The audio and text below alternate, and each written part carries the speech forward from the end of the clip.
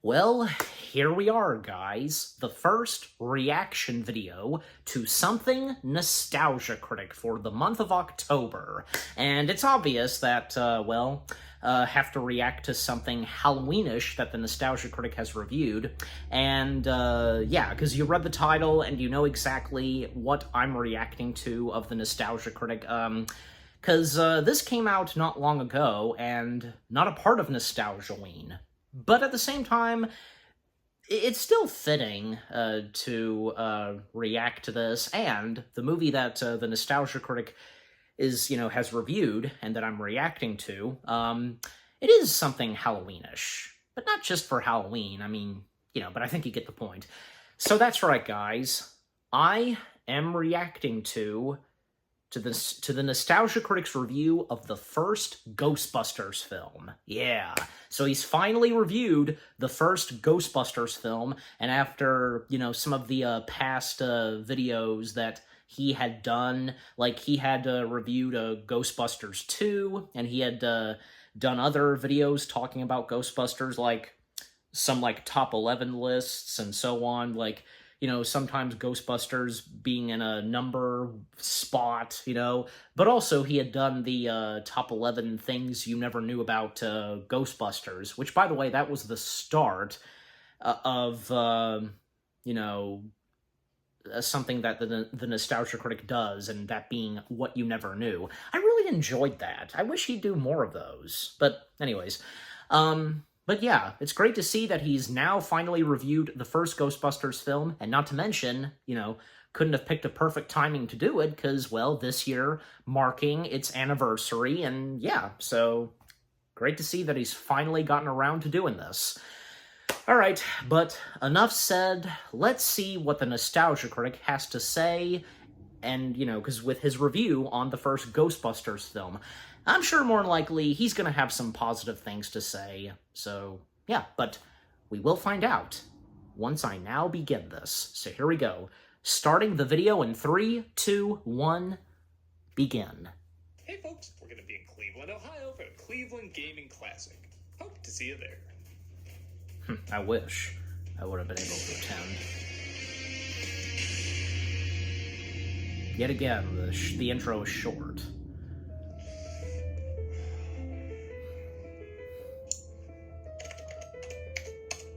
Where's this going? Okay, meeting 102 of the Foreign Film Exchange Club begins. This is Nostalgia Critic from Earth. This is Hannah from the Galaxy. This is Manny from Planet Weird Ass Name 5. And just a reminder, if you tell anyone alien life exists, we will cut off your reproductive organs with a... Yes, we know the drill. Now, Hanar, I was particularly impressed with your cinematic selection. Hanar. Colors don't exist because they have no smell. I was especially surprised when the turned out to be a boop. It really changed the way I look at relationships. Well, I was equally impressed with Manny's suggestion, nanoots on a plane. Agreed, though the symbolism could be a little on the nose, I think. You'd be surprised how many people think it's just about Zorkamore castration. And your selections, Nostalgia Critic, were also excellent. Godfather, Casablanca, 2001: A Space Odyssey. Granted, the last one, a little dated. Of course. We also enjoyed your classic comedies like the works of Charlie Chaplin and Mel Brooks. Tell me, did Monty Python ever show his face on screen? Well, no, I understand. They don't get the it. prejudice against reptiles must have been great. On However, Monty there Python. is one choice on your list that we did not understand. The comedy Ghostbusters. Really? Ah. A lot of people see that as a classic. So you've said, but where Blazing Saddles called out prejudice, Life of Brian addressed religious misinterpretations, and Modern Times satirized industrial America, Ghostbusters fights a Yugoslavian fashion model in bubble wrap with extremely illegal and dangerous technology. Well, when you put it like that, sounds even more awesome. Am I right this masterpiece of cinema also had a Saturday morning cartoon? Two, that's how I got into it. You don't believe that nostalgia influences your favoritism? Well, I'm sure a little bit, but... Apologies. While this movie is fine, we don't see it as a masterpiece. Look, it's kind of hard to explain why this movie works. Isn't that your job? I mean, it can be explained, it's just tricky. How tricky? So tricky they were never able to duplicate again. Nope, not with Ghostbusters 2. They tried. I mean, it was still okay. It was pretty good, I think. Describe Ghostbusters before as lightning in a bottle, and seeing how they've tried for years to unsuccessfully duplicate it, I think that's still accurate. Every sequel and reboot they've tried to do has had some sort of backlash or resistance. I actually kind of liked Afterlife, but even that divided a lot of audiences. And to some extent, I can see why. Ghostbusters mixes a bunch of different genres and tones that normally wouldn't go together, but surprisingly works so well it's equally entertaining to both adults and kids. Like I said, I found out about Ghostbusters through the cartoon, the one spin-off most of us can agree was a decent follow-up. So when I discovered there's a version where they smoke, swear, and give blowjobs, I was in 80s PG heaven. But I'll admit, I can never look at it the same way audiences who first saw it looked at it. Stay Puft will never be as funny to me as when audiences first saw it on the big screen because I was too used to him as a cartoon character. Hell, I had the toy before I even knew there was a big screen version of him. So, as someone who's basically raised to love this film from the start, it is hard to imagine watching it today with someone who's never even heard of it. One has to admit it is weird seeing a movie where 4 slackers charge electric lassos to hunt snot bubbles while their clients bang and turn into dogs. It's required cinematic viewing. So, on its 40th anniversary, I want to go back and see if this film does hold the same comedic weight it did when it first came out. Separating myself from the sugar-coated franchise, a lot of us associate with it and look at it as a standalone flick. Is it still a unique experience where several mismatched elements surprisingly produce a one-of-a-kind masterpiece? Or is it just an extended Saturday morning cartoon with dick jokes? Which I would also be fine with. Yeah. So, if y'all can entertain yourselves while I go talk about a question that has a clear answer, but I think is a lot of fun to talk about. No problem. We'll watch one of your Earth shows. Yes, the television drama you call Spin City. Well, it's not really a drama, it's Sin for City. the past 8 years, maybe it is. Let's take a look at Ghostbusters. Okay, go in your room, Doug. The film opens Where with you do your reviews.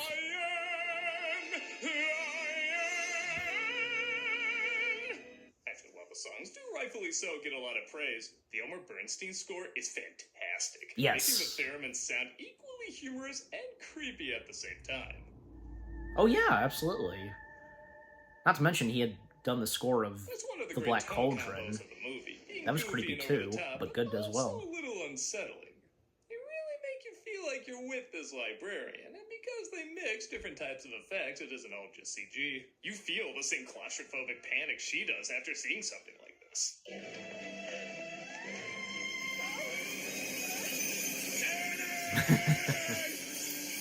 the similar comparison to the camera shots of Jack Torrance. Christ, how can you not get jazzed up after seeing that intro?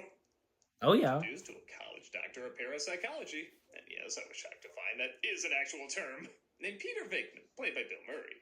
His character is made clear not just by his performance, but by his vandalized office, his need to torture innocents, and hitting on students.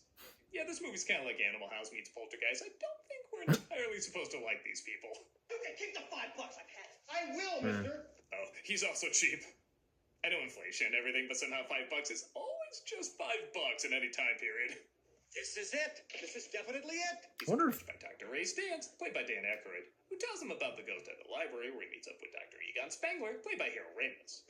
I wonder if Doug's gonna mention about how John Belushi was almost gonna be a part of Ghostbusters. Hope we can clear this up quickly and quiet. Yeah, pretty much. I mean, the stethoscope and No wonder this became an animated series. Not only is every person they encounter a Marx Brothers antagonist, but the 3 of them basically already look like cartoons.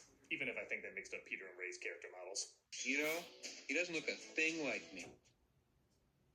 yeah. I question the librarian before they visit the location.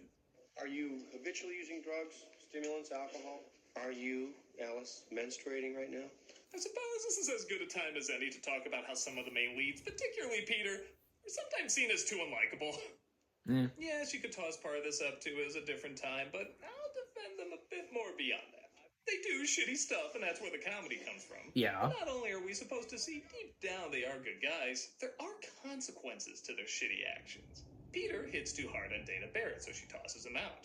It's not until he finally starts to come through with what he was hired for and slows down that she starts to like him. Yeah. They detest this dangerous equipment or get okay Now from he anyone, starts to so like her. question about it. And when they act like assholes, turning the questioner away, the questioner becomes an asshole and the city turns to chaos. Yeah. In the end, they make it work because, again, deep down, they are good guys who will eventually do the right thing.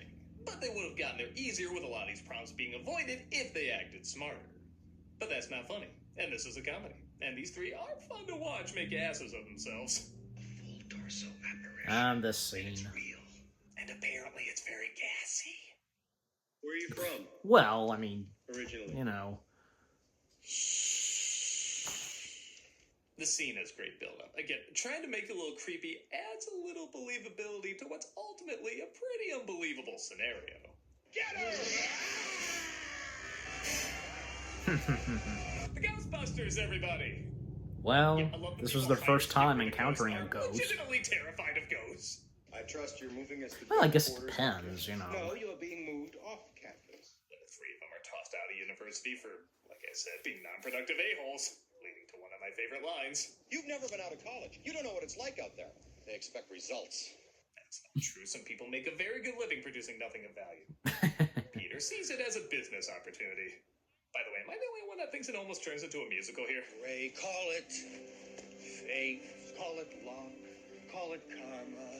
We are gonna make it big. Now let's get some shawarma. I know I've told the story a million times, but I don't care. I'm gonna tell it again. When I first saw this as a kid, I asked what they were drinking. My dad didn't want to say alcohol, so he said it was the magic I know it. Ghostbuster juice I heard that this turns them story. into Ghostbusters. And I'll be damned if that doesn't check out, because they suddenly start talking smarter, and then they're off to get the firehouse. This ecto-containment system that Spengler and I have in mind is going to require a load of Brad to capitalize. Yeah. You're never going to regret this, Ray. I'm telling you, man, it weirdly tracks. I also like the way to show they have no money is Egon's calculator gets smaller, which nowadays would actually mean they have more money. Wiring is substandard, it's completely inadequate for our power needs, and the neighborhood is like a demilitarized zone. Yeah, so all of New York in 1984. Introduced to Dana Barrett, played by Sigourney Weaver, who often tries to slip past her nerdy neighbor Lewis, played by Rick Moranis, who, much like many of the actors, improvised a fair amount of his lines. How you doing? Why don't you not? have some of the brie? It's at room temperature. I taped 20-minute workout on my machine and played it back. And knowing at Rick high speed, Moranis so only and- 10 minutes, I got a great workout. I'm giving this whole thing as a promotional expense. That's why I invited clients instead of friends. This character doesn't get enough love. Or maybe sometimes he gets too much. This weirdo seems obsessed with him. We're ready to Yeah, because James cosplayed as Seen the him. boys ad on TV. A nice mention, Hello, Doug. I'm looking for his mark. We get a bit of a future cameo. Yeah, 'cause remember looking when these stories down. could foreshadow the future, not just remind you of the past. Speaking of eggs, they start cooking on the counter, and a mysterious sound is heard from the fridge.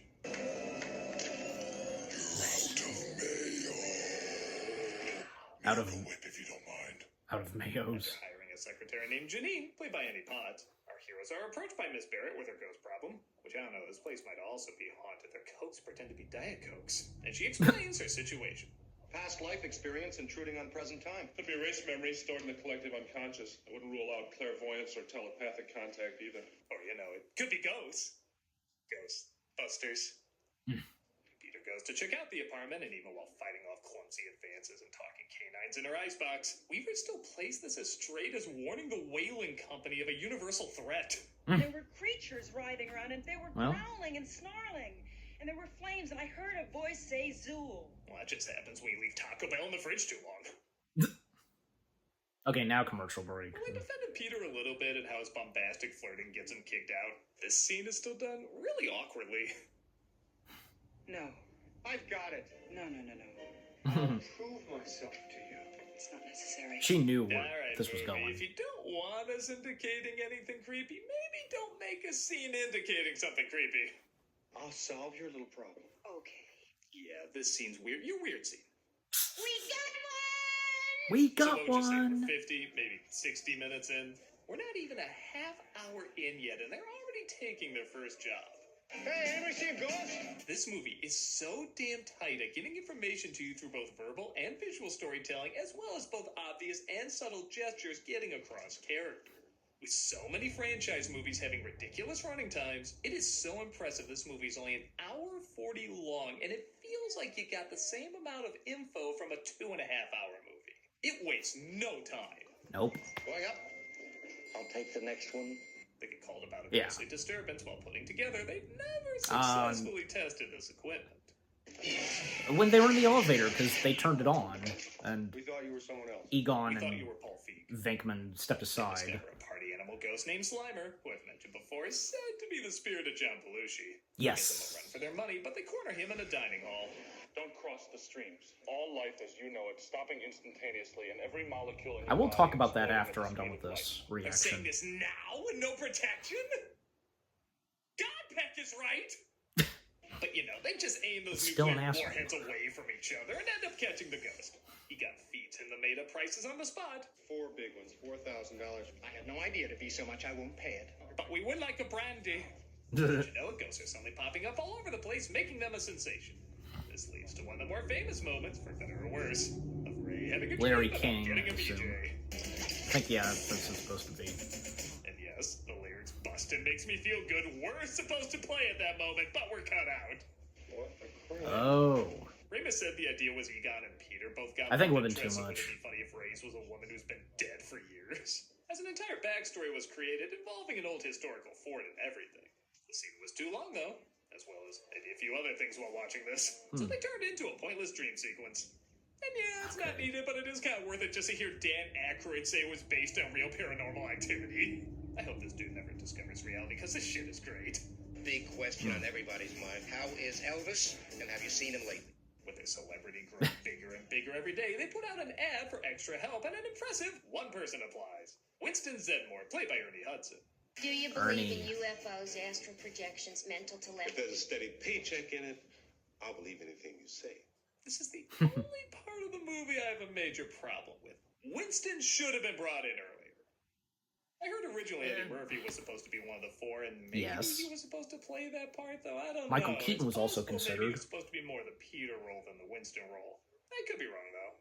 Either way, Winston is supposed to be the everyman who either goes with the flow or constantly tries to distance himself. I want to make a phone call. Yeah, just work with these guys, man. I wasn't even there. I love these three together, and you could argue the audience reaction is kind of the everyman reaction these three need. But I'm constantly wondering how many of these moments would have been made even funnier if Winston was there reacting to their insanity, being the voice of grounded but humorous reason. I think that shows by the fact that, while sure, he has some funny lines, he also has some of the best moments in the film. He does. Judgment Day. Judgment Day. We have the tools. We have talent. I love this town. If it wasn't him giving this He's such a great performance, character, I don't he know if is. These moments would be as good.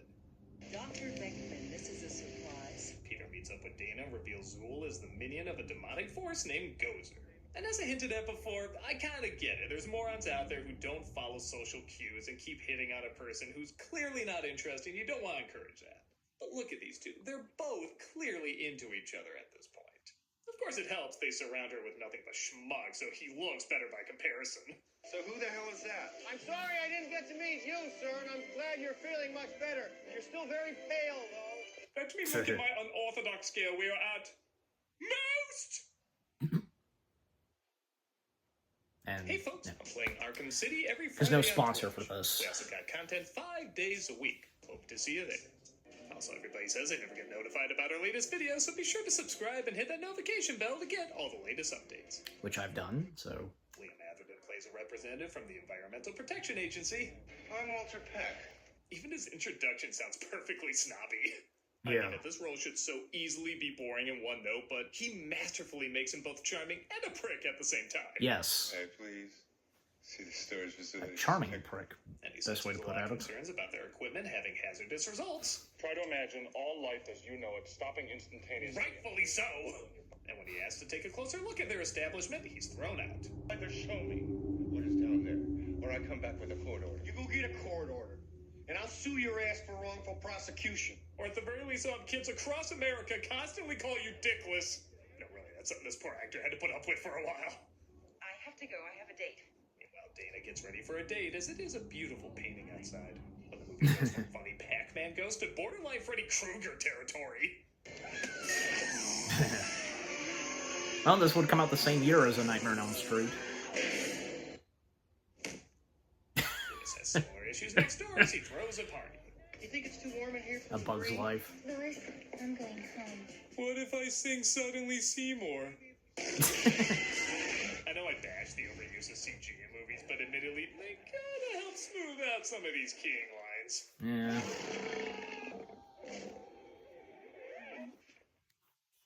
And they just go back. This moment brought to you by New York.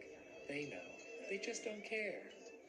I do love the Well, they didn't irony that even these two see neighbors are possessed so that they the can terror immediately dog. find each other across the hall, but somehow they end up miles away from each other, so they literally ask everyone if they're the person they're looking for. Are you the keymaster? Yes. Peter quickly puts together that something is up, and in a funny twist, she comes on to him and he pushes her away. Well, because... I want you inside me. Go ahead. No, I can't. Sounds like you got at least 2 people in there already. Again, I feel like if this was just a I got a score character, he would take her up on this. Honestly, I feel like a lot of comedies might have gone that direction. But instead, he tries to save her, and I guess Weaver said she wanted a role that was a bit more playful and fun compared to what she was getting at the time. And you can tell, because she is clearly having a ball with this. Yeah.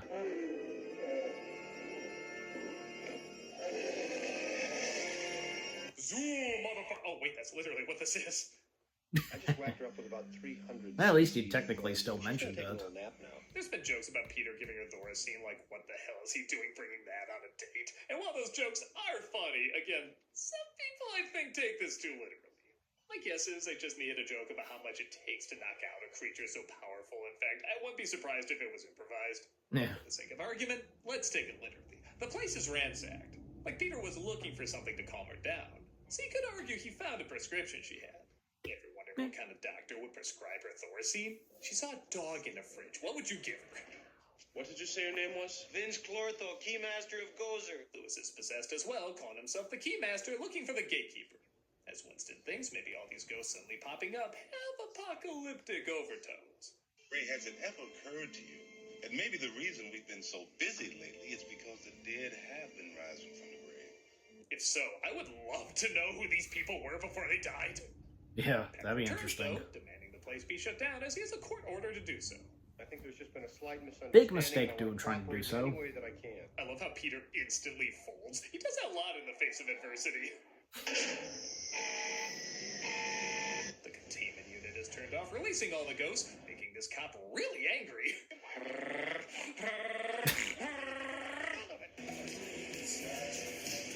They're arrested as the ghosts start to torment the city to the song Magic, which, by the way, you really have to search for on the soundtrack, as half the song is something completely different.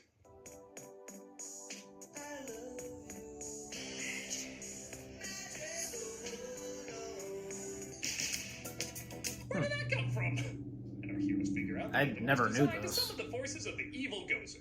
Intended to bring about the end of the world, and now it looks like it may actually happen. It's an election year, though. We're used to hearing that. Carl Winslow takes him to the mayor, and I like now Peck Carl folds and makes Winslow. up stories when he sees rushing in might have been the wrong thing to do.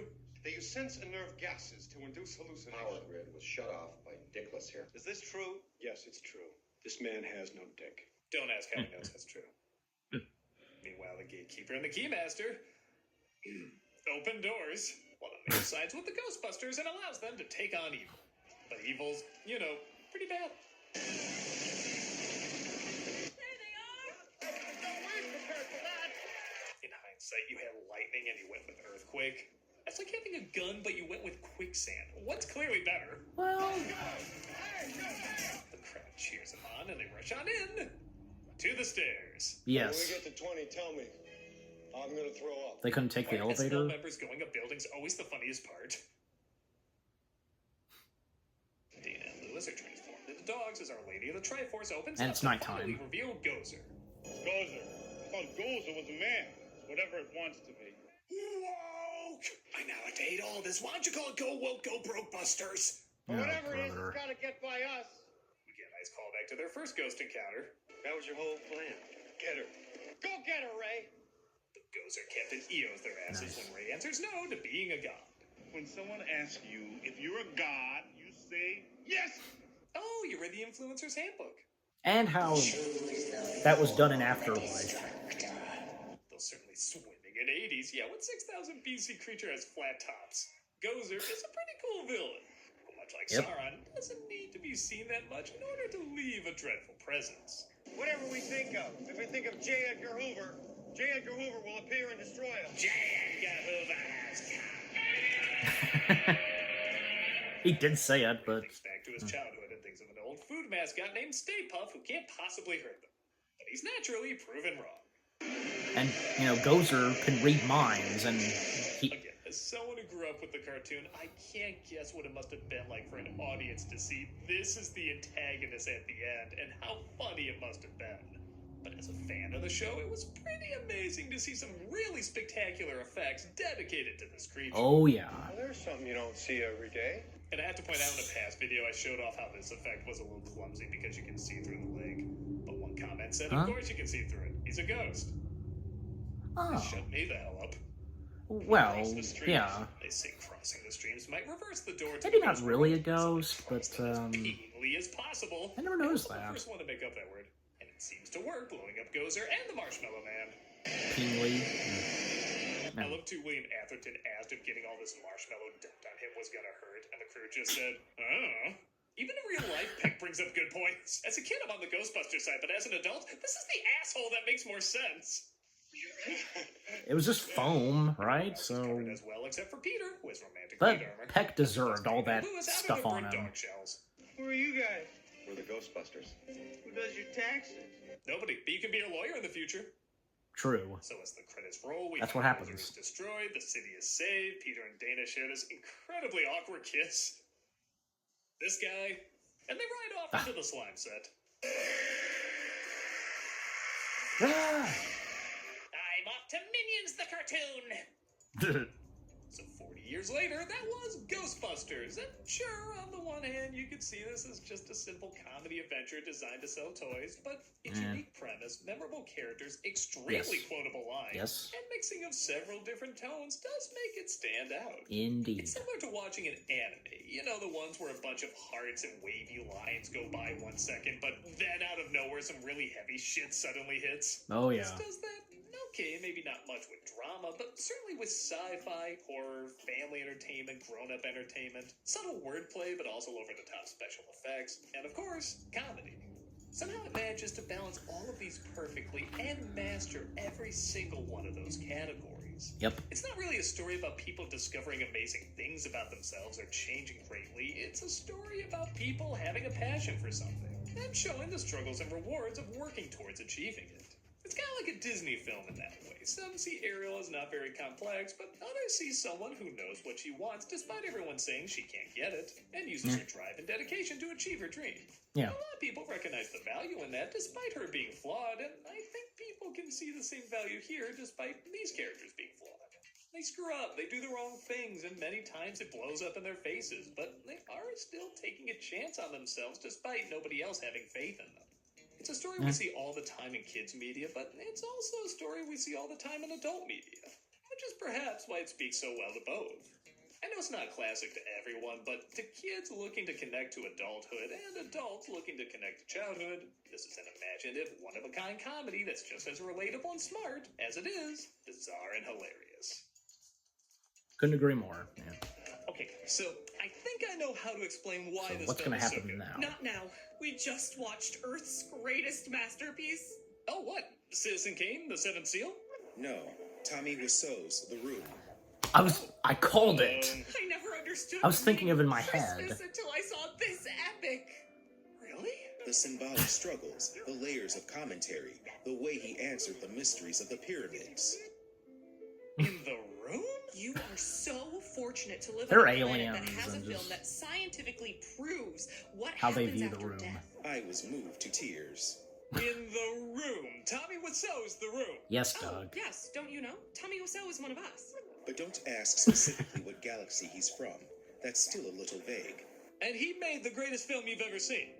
Maybe it doesn't translate well into English. But in the weird-ass Name 5 dialect, it's absolutely stunning. Huh. Well, that certainly explains a lot, but it also raises a lot more questions. I'm the Nostalgia Critic, and I think I have another language to learn. Welcome to Learning Weird-Ass Name 5-ish. Lesson 1. Hello. And that's it. That's my phone. You threw your phones. I taped 20-minute workout on my machine and played it back at high speed, so it only took 10 minutes. I got a great workout. This month Yeah, for and off Cameos the for file. Charity, we're doing the Okay, and the charity shout-out as always. Wow, okay, so that was the Nostalgia Critic's review of the first Ghostbusters film, and couldn't have agreed more with all that he had to say, and his final words and results and such on Ghostbusters. Yeah, I think that was pretty well done, and also funny, of course, and, like, you know, the jokes that he threw in, and with, you know, audio clips and clips from other movies, you know. Yeah. And that skit with, you know, the two aliens that Heather and Malcolm play, that was pretty funny, and as I said, I called it, because I was thinking of it in my head. I was gonna mention it by speaking, but I chose not to, because, you know, I sometimes, like, hate talking over what it is that I react to. I mean, you know, it's understandable, but, yeah, again, I was thinking of it in my head, and yeah, because The Room, just, oh my gosh, and, you know, because it's kind of funny, because it does kind of feel like Tommy Wiseau is this strange, like, being from another planet or something, and it's kind of like what Doug said about Christopher Walken, in the top 11 Christopher Walken performances, you know, that. So yeah. And by the way, because, yeah, now that it's over, and, yeah, to talk about this, because, what Doug mentioned, and I'm glad he did, because, the mentioning of, Slimer and being, like, the spirit of John Belushi. Well, yeah, and because, well, John Belushi, how he was almost involved with Ghostbusters. I mean, you know, Dan Aykroyd, being the writer of Ghostbusters, he had John in mind for the role which would be given to Bill Murray, Dr. Peter Venkman. In fact, when Dan was writing for John, writing lines for John, John had just died, and I'm sure you guys would know this story, but yeah, when John Belushi sadly died, Dan was in the middle of writing lines for John, and, you know, that's when he had gotten the phone call about John passing, and Dan, he walked through New York, and if I remember correctly, like, he went to inform John's widow and such, and yeah, it was unfortunate. So yeah, so I mean, and you know what? If John Belushi had been in Ghostbusters, Ghostbusters would have been completely different. Like, had it had John Belushi and also having Eddie Murphy, and as I mentioned, Michael Keaton, that's something that Doug did not bring up, because, yeah, it's true. Michael Keaton was originally considered, I think, for the role of Spangler. I can see him in that role, like, having, like, the same kind of, like, haircut that he has in Batman, and, you know, you have him wearing the glasses and in the Ghostbusters getup. Yeah, I can totally see it. And I can also see, I could also see John and Eddie in the Ghostbusters gear as well. But because John Belushi had passed, and both Murphy and Keaton turned down the roles that were offered to them, and also John Candy. The late John Candy was considered for the role of Lewis, which would be given to Rick Moranis, and John had turned that down, and I'm pretty sure, yeah, John Candy did consider and recommend Rick Moranis for the part. And also, Ghostbusters, if it had John Candy, Eddie Murphy, Michael Keaton, and John Belushi, well, Ghostbusters would have been, like set in the future, or something like that, I don't know, and if you know all this. But because none of that happened, the movie became what it is, as we all know and love today, and with whom is in the movie, and, yeah, and with Slimer, when it came to the ghost of Slimer, it was Harold Ramis and Dan Aykroyd who requested that the design of Slimer and, like, the face of Slimer almost, like, resemble John Belushi.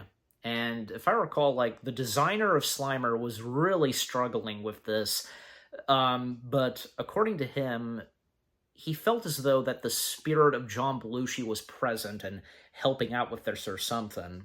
And not to mention that Slimer being the spirit of John Belushi, well, especially an homage to John Belushi in Animal House, in the cafeteria, you know, hogging the food and such. Yeah, and if you've seen Animal House, you know.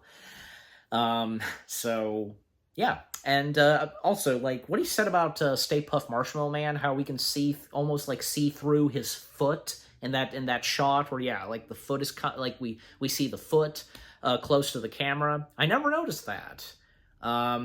But I think, you know, whom said to Doug that, you know, Stay Puft is a ghost? Well, maybe, but I don't know, because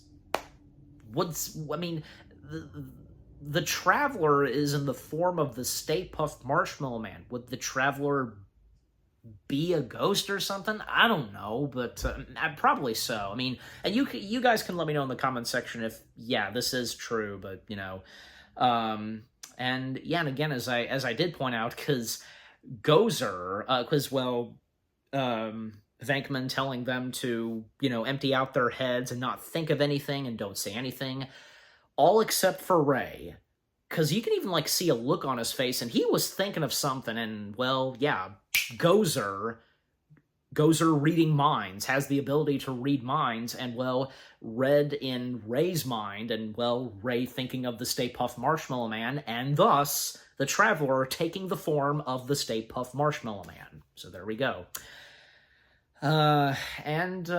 Also, yeah, because what he said about Walter Peck, yeah, couldn't agree more, because we all know, and, you know,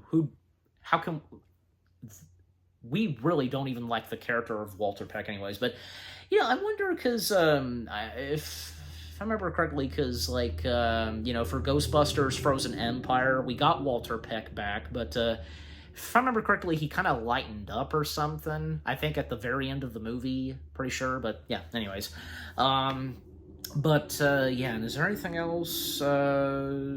Well, yeah, because what Doug has had to say about, like, you know, the first Ghostbusters film, catching the lightning in a bottle, that whole thing, well, come on, I mean, you know, who says that we can't have more Ghostbusters films? I mean, sure, because it's like they can never top off the first one. Some of them have turned out pretty good. Ghostbusters 2 wasn't that bad, and Ghostbusters Afterlife turned out to be really good, and that is what brought the franchise back up on its feet. I mean, after the poor results of the Ghostbusters film from 2016, Columbia Pictures, rightfully so, gave the rights to Ghostbusters back to the Reitman family, mainly the late Ivan Reitman, and Ivan's son, Jason, who had already been a filmmaker, just like his dad, like father, like son. Jason knew that now the time has come to try and do this, and, you know, he talked with his dad and, you know, asking him if, you know, would you be willing for me to do it, give me a shot at this, and come up and find a good story and to do another Ghostbusters movie. And yeah, so that's what happened. And with Ghostbusters Afterlife on the way, and when it did finally come out, look at the results. Like, yeah, so, and Jason making his old man proud, definitely. And you know what? As of now, it's a good thing that Ivan Reitman lived to see a new Ghostbusters film be made, and to see that it did very well, and that, well, the franchise was back in the right way, and yeah. And, you know, with so many other, like, Ghostbusters films, and, well, with, like, say, Frozen Empire, in fact, well, if you guys recall, Jason Reitman and, I think What's-Him-Face, you know, the co-writer and co-director and such of the Ghostbusters films, alongside with Jason, making an announcement at a Ghostbusters event about the announcements of new upcoming projects in the world of Ghostbusters, and how they said that they did mention this and discussed this with Ivan before he passed away. And Ivan, according to them, Ivan was delighted. And that's saying something. He was delighted to hear about these ideas and projects for what to come next in the world of Ghostbusters. The main franchise, of course, unlike, the one from 2016. But anyways. Yeah, and is there anything else well, I think that's about it, but yeah. Just overall, what the Nostalgia Critic had to say about the first Ghostbusters film, well said. Very well said. I think, yeah, and because, well, knowing Doug, he loves Ghostbusters, and of course he loves the first one, and great to know that he enjoyed Afterlife. And I like, because kind of like in a humorous way, poking at James Rolfe being a Ghostbusters fan as well, and yeah, because I recall that James had cosplayed as Lewis, even, like, he could, like, quoting some of the dialogue from Lewis, like, Gozer the Traveler, he will come, blah, blah, blah. So, yeah.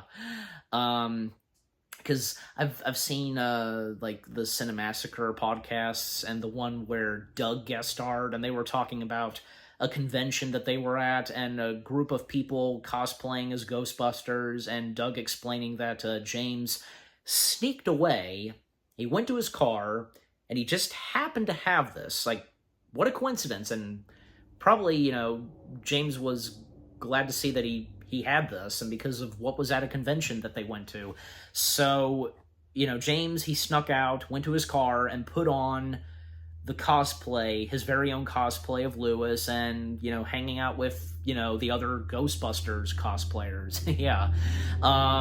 Speaking of Ghostbusters cosplayers, where I live in West Virginia, and if any of you, wherever you live, maybe some of you would have this, having our very own Ghostbusters, like the West Virginia Ghostbusters, and for Doug Walker, because, well, he lives in Chicago, there's the Chicago Ghostbusters. Do you know what I'm talking about? I'm sure, let me know if you have your very own Ghostbusters as well, because I do, so does Doug, and there have been times where, like, me and each of my parents, we had run into the West Virginia Ghostbusters, actually, like, the very first time that we ran into them and we interacted with them some is when back in 2014 we went to one of our local movie theaters, me and my parents. We went to go see Ghostbusters because of its 30th anniversary, and there was some Ghostbusters stuff, out in the main lobby of the theater, and the West Virginia Ghostbusters were there, and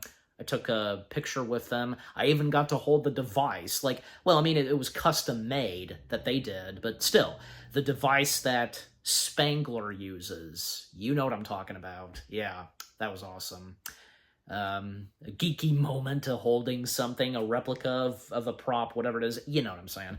And when going into the theater, and before they had started the movie, a few of the West Virginia Ghostbusters, they walked in because, like, in search of a ghost, and that was pretty funny. A little entertainment, and right before the movie started, that was great.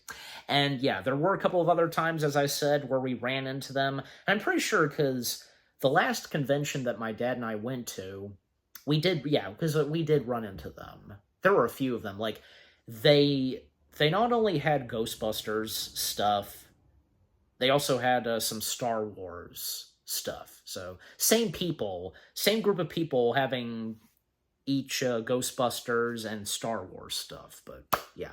I mean, I did a vlog of this. Some of you have seen it, and you've seen where it's, I got footage of them. So, yeah. Anyways. In fact, because we were chatting with them quite a bit, and they gave us information, and if you've seen the vlog where we were at a past convention, they gave us information and details because, Ray Park, Darth Maul, he was supposed to be there, but when we got there and when I went to go to see where his booth was, nothing. He was not there. And that's when a little later on, my dad, he was speaking to those that had the Ghostbusters and Star Wars stuff, and basically they told us that Ray Park, he was not there, and he never came. And if you've seen the vlog, you know, and me and my dad, we told you guys in the vlog, so if you want to go check that out.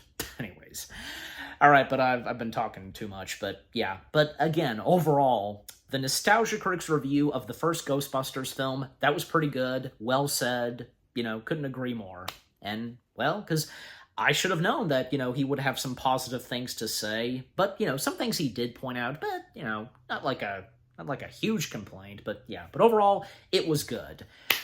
Okay, so what about you guys? What did you think of the Nostalgia Critic video itself? What he had to say on the first Ghostbusters film? You know, do you enjoy any of the other Ghostbusters films, and not just this, and anything you agree and disagree with what Doug had to say? Did you get some good laughs and chuckles, and, yeah.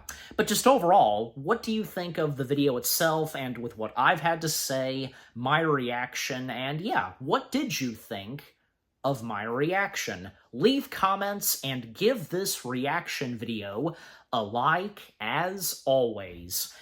And so, with all that being said, thank you very much for watching.